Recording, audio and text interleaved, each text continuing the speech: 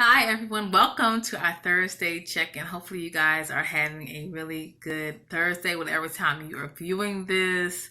Make it a great day, okay? As promised, today we're going to continue our discussion and we're going to talk about your assignment, do's and don'ts to fulfilling your assignment. Before we do that, I'm going to give you some brief points on your assignment, okay? So the first thing is that there's a difference between your purpose and your assignment. Your purpose is your why you were created, what you were created for. Your assignment is the individual task of what you are to do to complete your purpose or to fulfill your purpose. Okay, so let me give an example for that to make it clear. When I first went away to college, my purpose for going to college was to graduate with a degree. Right? My individual assignment or my assignments were the pre-requirements for me to be able to meet that purpose, which was to attend the classes, to complete the assignments, to pass the test, and then once I completed everything, I would be given permission to graduate because I'd earned it based upon completing all the assignments that were required of me. Okay, so that's the difference. Now there are two components within your assignment. You are either preparing to fulfill purpose. And so when you're preparing to fulfill your purpose, you're doing your assignments that are geared towards preparing. So what that means, like, again, I'll go back to my example. When I was in college, I was learning and completing assignments and studying on human behavior so that I can be in the field that I'm in now. I was preparing. I was doing the assignments in order to prepare, right? So I hope that makes sense. However, now that I'm in the field, I'm no longer in school. I graduated many years ago. I still have an assignment, but my assignment is not necessarily preparing me to do what I do because I already have graduated. I am now doing these assignments and fulfilling that purpose. Okay, so hopefully you get the difference. Purpose is found in God through Christ. And your assignments are also assigned by God. Again, your purpose for living, God is the one who created us. Okay, so He know why He created us. However, He also preordained your assignment. Just like when I went away to college, I didn't decide what I wanted my assignment to be in order for me to get a degree. My professors, the school, the accreditation board determined what you needed to do in order to be able to graduate. That's how God is. He has you, He preformed your purpose, and we see God for that. But He still also has the preordained assignments, tests, trials, and tribulations that you will go through that will prepare you to fulfill purpose. All right. Another thing is that assignments are time specific. They're time specific. That's why if God is telling you to do something in this season, get it done and get it accomplished in this season so you can move on to the next season. Again, let's go back to my example with when I was in college years ago. Okay, this is a long time ago. I can't believe it's been that long, but I'm really that old. But anyway, so I could have decided that I wanted a degree, but I don't want to do what's required of me to pass my freshman year. Right? That was my choice. I could have done that. Thank God I didn't. But I could not expect to matriculate or call myself to the next level had I not passed where I am at now. And so you cannot expect for God to elevate you to the next place in life if you have not passed the assignments, the tests, the trials, and the tribulations on the level that you are now. And so many times in Christendom, we don't understand. We just want to go from 1 to 10. And God says, no, I got this. I prepared you. I have a purpose for you. Now let me process you. And you still have to submit yourself to His preparation process assignment, okay? Assignments require sacrifice. They require obedience. They require a submission, and they require your time. I'll say it again. Assignments require sacrifice, obedience, time, and a spirit of submission. So you have to be really clear about what your assignment is. Okay, so you do seek God for your assignment. That's a do. Don't try to fulfill your assignment absent from God's plan. Again, I already said that. A lot of times people go from 1 to 10 and they end up wasting time because they have not waited on God for further instructions. Don't just seek God for His purpose. We all know that, but seek God for your assignment. Okay, God, now you called me to this office, or you called me to this business. Tell me what you want me to do next, right? You have to be clear about your assignment, because what happens is if you don't, you'll be the jack of all trades, master of none. You have to be clear about your assignment, because if you don't, you'll be the jack of all trades, master of none. You know what that means? You're all over the place. And you may have a little bit of success here, and a little bit of success there, and a little bit of success there, and a little bit of success there, but nothing sustaining, because you are the jack of all trades, master of none. Okay? So let me give an example of that. I was actually, a couple weeks ago, actually, one of my relatives had come to visit me, and I had decided I was going to go to church. They were going to stay back, and they were, at my home. And so I, good and get dressed, and I went and put my makeup on. Anyone knows anything about me, I love makeup. I had tons of makeup. I am constantly buying more makeup. I don't need any more makeup, and I could probably have a makeup store, but that's neither here nor there, okay? Don't judge me.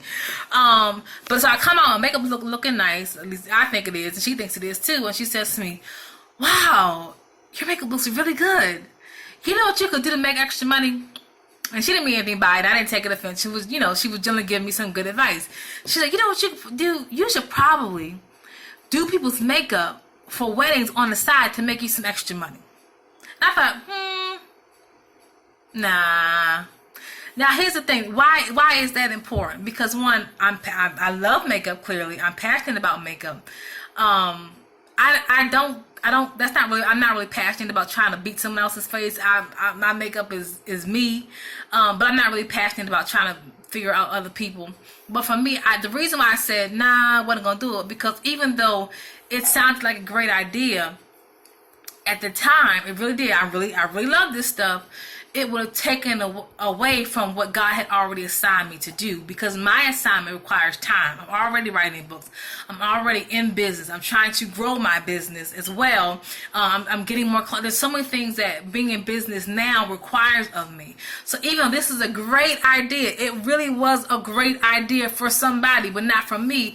Even though it was a great idea, it would have been a distraction to what God had purposed for me to do. Now, there are some other people that y'all be just doing the thing. I mean, these faces be beat all the way. And I'm like, yes, you are gifted, talent, and you are gifted, you are talented, and you are anointed for this. But that's not my assignment. So again, I'm not knocking anybody who does it, okay? Don't take it that way.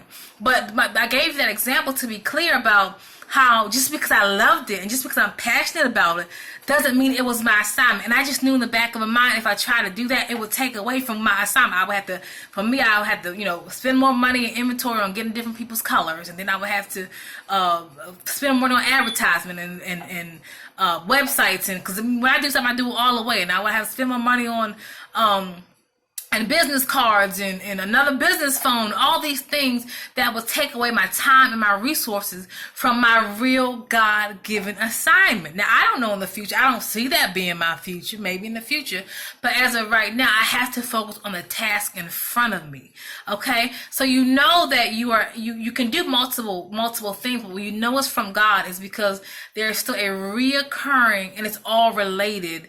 So even if you're doing multiple tasks, they're all related. You're not like all over the place. One minute you're going to sell real estate, the next minute you're going to do hair, and then tomorrow you're going to the nations. Like, you know what I'm saying? You're not all over the place. So let me give you an example again. I know I'm talking about me, but I'm not trying to brag. I can only use myself as an example, because I write books about emotional healing and mental illness for Christians. I have my own business, private practice, but again, guess what? It addresses folks who are Christian and have mental health and emotional healing concerns. And then I have speaking engagements. Guess what I speak about most of the time? Now, I can speak about a lot of different things, but most of the time it's an area of inner healing, emotional healing. Again, so writing books, coming up with training, guess what my training programs are related to. So again, even though I'm doing multiple things, it doesn't necessarily take it away. It enhances my assignment because it's all related. It's all related, okay? So you have to be clear about your assignment. Just because it's a good idea and just because it's a cause doesn't mean it's your idea. It doesn't mean it's your cause. That leads me to my next point. Be clear about your cause. Now, we are living in a day and time. I promise you I'm not going to get on this soapbox, but there's so much much going on in our world, right?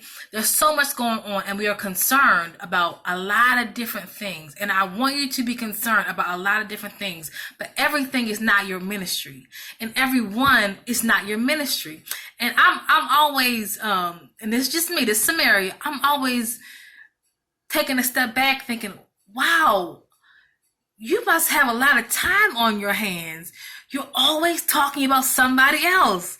People who always talk about someone else's ministry, someone else's business, someone else's a pastoralship. I mean, you on your soapbox, and it's always someone else are not clear about their assignment. People, again, I know I'm saying, who are always concerned of what someone else is doing, someone else's ministry, someone else's business, someone else is whatever. Someone else are not clear about who they are, because they're looking at someone else through a critical eye. And when you're not clear about who you are and the assignment God has called you to do, you are always focused on someone else.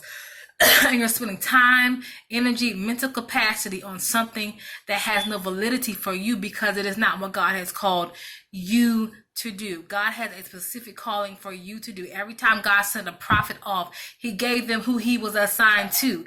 Jeremiah was assigned to a certain group of people. Ezekiel was assigned to a certain group of people.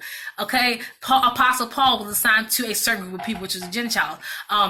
Apostle Peter was assigned to a different group of people. Okay, so who are the people that you are assigned to? And you can be passionate about so many different causes, but you will not affect change. You will not affect change, and you will not affect people in any way if you are not assigned to them. You are not assigned to everybody. So that's a big sign when someone else is constantly critical of everybody else in any capacity, business, life, whatever. You just constantly critical of other people. These people are not clear about who they are, and it's rooted in the spirit of jealousy, envy, strife, and discord. Okay, so be clear about your motives and allow God to heal you, because a part of your assignment is going through a healing process. Okay, so there's no shade to anybody, but a part of your healing process, a part of your assignment is going through a healing process, because when you're confident in who you are, and again, you're passionate about what God has called you to do, you don't have time to focus your time, your energy, who doesn't like you, who does like you, and what someone else is doing. It doesn't necessarily mean you have a spirit of competition. It just means that you're so engulfed and passionate about what God has called you to be passionate about. It does. What other people are doing is a non-factor in your life, right? Okay, so there are more do's and don'ts I could add to. I'm not going to do that. I'm actually over my time. I may add this into a blog on my website, but make sure you follow me, www.samariacolbert.com. And thank you guys. You've been a great audience. Again, have a great Thursday. Be blessed, and I will see you next Thursday. Bye.